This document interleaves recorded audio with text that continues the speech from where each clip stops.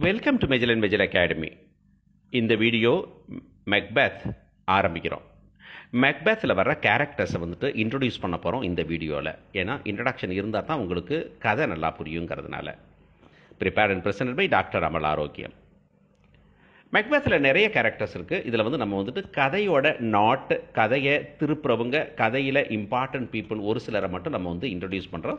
So that நீங்கள் கதையை கேட்கும்போது அவர் தானா அப்படின்னு தெரிஞ்சுக்கிறதுக்காகவும், அவருடைய கேரக்டர் இதுதான் அப்படிங்கிறத தெரிஞ்சுக்கிறதுக்காகவும் தான் நம்ம இப்போ என்ன பண்ணியிருக்கோம், இதை இன்ட்ரடியூஸ் பண்ணுறோம். One, Dungan. டங்கன் யார் அப்படின்னா, Duncan is the king of Scotland, an old, gracious, pious and gentleman who resembles Lady Macbeth's father in his sleep. இதில் என்ன ரொம்ப சிம்பிள், நான் I do not word by word. டங்கன்கிறவர் ஸ்காட்லாண்டோட king, வயசானவர், ரொம்ப நல்ல மனுஷன், ரொம்ப பக்தியானவர்.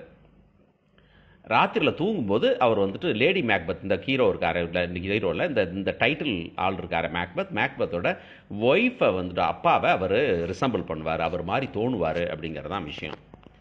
ஏன் அப்பா மாதிரி இருப்பார்னு சொன்னால், கதையில் போனீங்கன்னா அந்த அப்பா மாதிரி இருந்திருக்கால என்ன பண்ணாங்கிறதா கதையில் பார்த்தீங்கன்னா உங்களுக்கு தெரியும். Malcolm. Malcolm is Duncan's elder son. Malcolm டங்கனோட பெரிய பையன். Almost captured in the battle at the beginning of the play. He is rescued by the captain. He becomes king at the end after Macbeth. So Malcolm டங்கனோட பெரிய பையன். இந்த கதை தொடங்கும் போது, பிளே தொடங்கும் போதே ஒரு வார் இருக்கும். அந்த வாரில் ஆல்மோஸ்ட் அவரை பிடிச்சிருவாங்க. ஆனால் கேப்டன் அவரை காப்பாற்றிடுவார். அப்புறம் அவங்க அப்பா இறந்த பிறகு இவர் வெளியே ஓடி போயிடுவார். அப்புறம் பார்த்தீங்கன்னா, அப்புறம் மேக்பெத் இறந்த பிறகு அவருக்கு பிறகு அவருக்கு தான் மகுடம் சூட்டுவாங்க, ராஜாவாயிருவார், கிங் ஆயிடுவார். ஸோ மேலே இருக்கிற படம் டங்கன் அப்படிங்கிற டங்கனோட படம் இல்லை, இது டங்கனாக நடித்த ஒருத்தரோட படம், டங்கன் ரோலில் இருக்கும்போது எடுத்த படம் அது. இது அதே மாதிரி மேல்கம் பார்த்தீங்கன்னா, மேல்கத்துக்கு நமக்கு அந்த மணிமகுடம் சூட்டுறாங்க, காரனேஷன், அதை போட்டால் அது. தர்ஃபோர் அவங்க ரியல் போர்ட்ரைட் இல்லை, இது படத்துலேருந்து வர்ற ஃபோட்டோஸை நம்ம எடுத்து யூஸ் பண்ணிக்கிறோம், அவ்வளோதான். Donald Bain. Donald Bain is Duncan's second son. After his father's murder, he suggests to Malcolm that they quickly leave. He escapes to Ireland. So Donald pain ரெண்டாவது பையன், டங்கனோட மொதல் பையன் மேல்கம், ரெண்டாவது பையன் டொனால்ட் பெயின். அவங்க அப்பாவை கொன்ன பிறகு அவரை கொலை செஞ்சிடறாங்க. கொலை செஞ்ச பிறகு என்ன பண்ணுறாரு, மேல்கம் அண்ணன்ட்ட வா நம்ம உடனே சீக்கிரமாக தப்பிச்சு போயிடுவோம், இல்லை நம்மளையும் கொண்டுருவாங்க அப்படின்னு சொல்லி கிளம்புறாரு.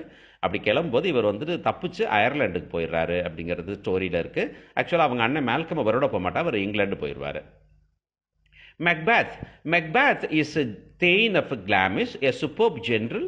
He is a physically powerful man. Therefore, Macbeth Thane of Glamis. Thane அப்படின்னா யார் அப்படின்னா, தேன்கிறது ஒரு படையோட ஜென்ரல் அப்படின்னு வச்சுக்கலாம். இந்த ஜென்ரல்ஸ் வழக்கமாக என்ன பண்ணுன்னா, ஜென்ரலாக ஒவ்வொரு ஏரியா கொடுத்துருப்பாங்க. அந்த ஏரியா முழுசும் அவருக்கு தான். அதில் இருக்க நிலத்தெல்லாம் வாடகைக்கு வரிக்கு போட்டு விவசாயிகள் கொடுத்துட்டு அவங்கள்ட்டேருந்து வரி வசூலித்து இவர் வச்சுப்பார்.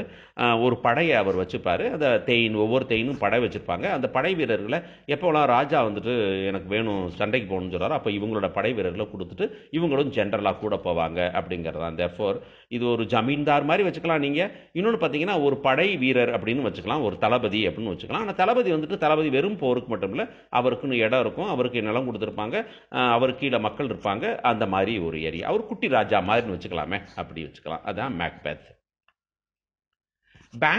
பேங்கோ இஸ் ஸ்காட்டிஷ் தெயின். இவரும் ஒரு தெயின் தான், ஆனால் ஸ்காட்டிஷ் தெயின். இவர் மேக்பெத்ஸ் கோ ஜென்ரல் இந்த வாஸ். எப்போலாம் சண்டை நடக்குதோ அப்போ மேக்பெத் தான் பெரிய ஆளாக போவார். அவரோட கோ ஜென்ரலாக இவரும் போவார். அவரோட படம் தான் இந்த படம். இதுவும் திரும்ப சொல்கிறேன், it is not the portrait. Macduff is the thane of Fife. ஃபிஃபேங்கிற ஏரியாவோட தெயின். அவர் கிளாமிஷ் தெயின். அடுத்தது ஸ்காட்டிஷ் தெயின். இது Fife thane. commanded by Duncan to visit him early in the morning. மேக்டஃபை டங்கன் ஒரு நாள் காலையில் சீக்கிரம் வர சொல்லியிருக்கிறாரு. ஏன் காலையில் வர சொன்னார் அப்படின்னு நம்ம சொல்லியிருக்கிறோம் அப்படின்னாக்க, நீங்கள் போய் கதையில் போகும்போது உங்களுக்கு இதனுடைய பல முடிச்சுகள் விடும், உங்களுக்கு அங்கே தெரியும் உங்களுக்கு. Lennox is a young thane attending Duncan. லெனாக்ஸுங்கிற ஒரு தெயின் தான், ஆனால் அவர் அவருடைய வேலை ராஜா டங்கனை பார்த்துக்கிறது, அவருக்கு வேணுங்கிற தேவைகளை செஞ்சு கொடுக்கறது, அவர் ஒரு பர்சனல் அசிஸ்டன்ட் மாதிரி இருக்கிறது தான் லெனாக்ஸ். ஓகே, அடுத்தது Ross. Ross is the Thane who brings Duncan news of the Norwegian invasion and their victory. Ross is also a Thane. அவர் யாருன்னா வந்துட்டு இந்த முதல் சண்டை நடக்குதுன்னு சொன்னோம்ல, அந்த சண்டை நடக்கும்போது வந்துட்டு ராஜாவை பார்க்க இவர் தான் வர்றாரு. வந்து தான் வந்து அவர் தகவல் சொல்கிறாரு, எப்படி நார்வேயின் வந்து எப்படி ஊடுருவினாங்க நம்ம படையை, நம்ம ஆட்கள் எப்படி ஜெயிச்சாங்க, அவர் மெக்பெத் எப்படி வந்து ஜெயிச்சுட்டு வந்தார் அப்படிங்கிற சமாச்சாரத்தை வந்துட்டு மெசேஜை பாஸ் பண்ணுறவர் தான் ராஸ். மெண்டத் அண்ட் கேத்னஸ் இவங்க ரெண்டு பேருமே அவங்களும் டூ ஆஃப் தி ஃபோர் தேன்ஸ்.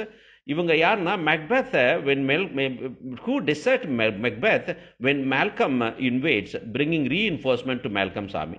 இது கடையோட எண்டு பகுதியில் அந்த முதல்ல சண்டை நடந்த கொலை நடந்த பிறகு வந்துட்டு அந்த மேல்கமும் அந்த டொனால்ட் பெயினும் ஊரை விட்டு ஓடி போயிடறாங்கன்னு சொன்னோம் இல்லையா. அப்புறம் அவர் வந்துட்டு ஆட்கள்லாம் சேர்த்துட்டு அவர் வந்து ஊடுருவுறாரு Macbeth டைமில். அப்போ வந்துட்டு Macbeth விட்டுட்டு போகிறவங்க தான் இவங்க ரெண்டு பேருமே. அவரை விட்டுட்டு நியாயம் பக்கம் போகிற மாதிரி போய் அந்த மேல்கமுக்கு வந்துட்டு ஹெல்ப் பண்ணி ரீஇன்ஃபோர்ஸ்மெண்ட்ஸ் அப்படின்னா வந்துட்டு படை வீரர்கள்லாம் வந்துட்டு படை ஆயுதங்கள் ஆட்கள்லாம் குறைஞ்ச பிறகு திரும்பி கொண்டு வர்றது, ஆயுதங்களையும் ஆட்களையும் கொண்டு வரது தான் ரீஇன்ஃபோர்ஸ்மெண்ட்ஸ். அதை செய்கிறாரு மேல்கமுக்காக. ஓகே, செய்கிறாங்க ரெண்டு பேரும்.